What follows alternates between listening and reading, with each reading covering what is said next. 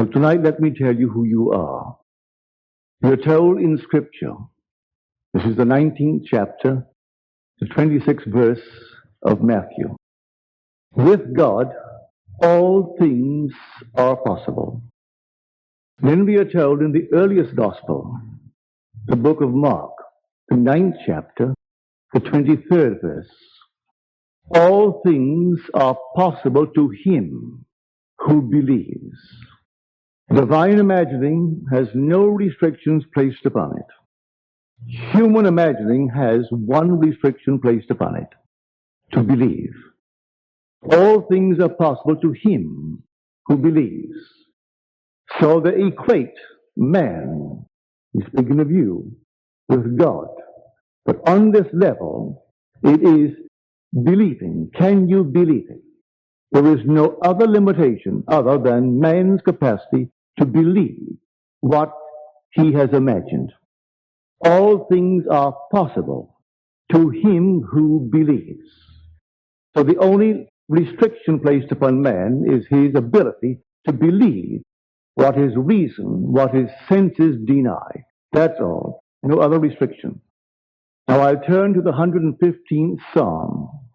And here, I think the whole vast world has been guilty of this.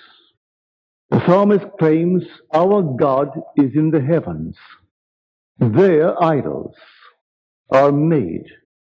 First of all, our God is in the heavens, and he does what he pleases. No matter what it is, he does what he pleases. Their idols are made with human hands of silver and gold. They have voices, but they speak not. Or rather, they have mouths, but they speak not. And eyes that do not see. They have ears that do not hear. And they have hands that do not feel. And feet that do not walk. And there is no sound from their throats. Those who make them are like them. And those who believe in them are like them. To believe in anything outside of yourself as the cause of the phenomena of life, you're believing in something made with a human hand. I don't care what you call it. Now, who is this God who does as he pleases? That is equated with man. Well, you try to think of anything other than your own wonderful human imagination. Our God is in the heavens, and we are told that heaven is within you in the 17th chapter of the book of Luke. That God is within you. If he is within me, what in me does anything that it pleases? Nothing but my imagination. I can imagine anything in the world. The most incredible thing I can imagine. But as man, one condition is imposed upon me. I must believe it. If I can persuade myself of the reality of that which I have imagined, no power in the world can stop it from coming to pass. Man creates his objective world out of imagination and faith. These are the substances out of which he actually projects and objectifies his world. There is nothing but God, and God is man's own wonderful human imagination. Man is all imagination, and God is man, and exists in us, and we in him. The eternal body of man is the imagination, and that is God himself. So divine imagining, yes, it's instantaneous, but when it's keyed low into the human form, then there's one condition imposed upon it. Can I believe it?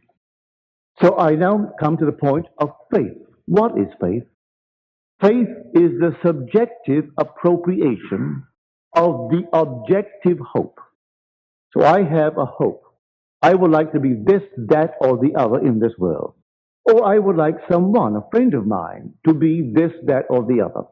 Now I must appropriate it subjectively. I go down in my imagination and I simply conceive a scene which would imply that it's true. And I appropriate it. How do I appropriate a scene? I create a scene which would imply that it is true. Bring in the individual or friends before me, and I can have friends tell me, have you heard the good news? And I will act as though I didn't. No, what is the good news? Have you heard the news about, and they mention my friend?